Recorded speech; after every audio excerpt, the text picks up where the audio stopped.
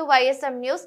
ఎండపల్లి శివారు జొన్నగరువు కాశీ మరియమ్మ తన కుటుంబ అవసరాల కొరకు 40,000 రూపాయలు అప్పుగా తీసుకుని ఇంటికాడ తన భర్త కుమారులు పనుల నిమిత్తం వేరే ప్రదేశాల్లో పనిచేస్తుండగా డబ్బులు సదురులైన పరిస్థితిలో సాయంత్రం లోపల డబ్బులు చెల్లిస్తామని, నా దుసురుగా ప్రవర్తించిన ఇంటికి తాళం వేస్తామని బెదిరించేవారని బాధిత మహిళ వాపోయింది. ఇంటికి తాళం వేయడం జరిగింది, మరొకసారి తాళం వేస్తారని బెదిరించడం జరిగింది. తమకు రక్షణ కల్పించాలని బాధిత మహిళ ఆవేదన వ్యక్తం చేసింది.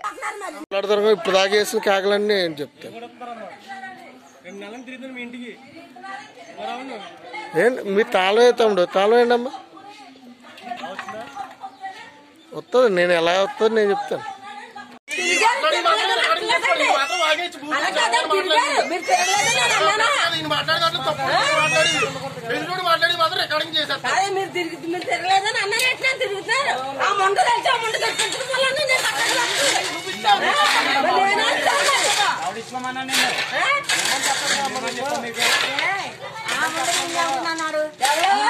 అమ్మా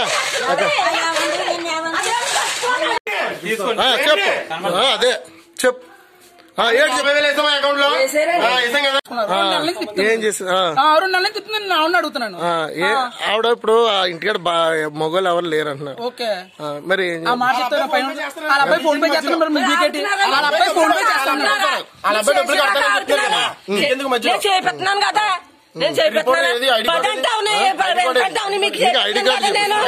చూపిస్తాను నేను చూపిస్తాను.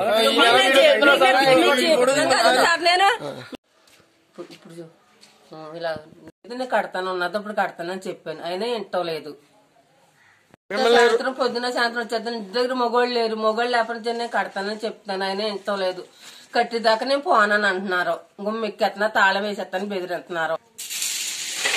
అదే నాకు కుటుంబ పరిస్థితి బాగోక తీసుకున్నాను, కట్టుకోలేకపోయినా సామాను బయట వేసేస్తానని తాళం వేసేస్తానని బెదిరిస్తున్నారు.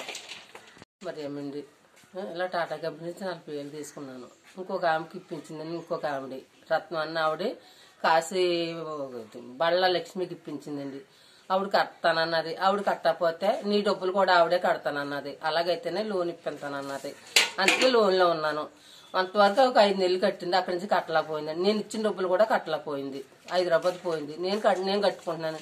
నేను 2 నెలల నుంచి కట్టలేక నన్ను హింసిస్తున్నారు. తాళం వేసారు. మన 3 ఏళ్ళు కట్టాను, తీసారు. ఇంకో 1,250 రూపాయలకి నన్ను ఇబ్బంది పెట్టేసి నాన్న మాట్లాడుతున్నారు. మళ్ళీ తాళం వేసేనా సిద్ధపడ్డారు. అప్పుడు మా తమ్ముడు కోపం వచ్చి గుమ్మలకు వచ్చి వాడికి కొంచెం కోపం వచ్చి మాటేసిరాడు అంతే.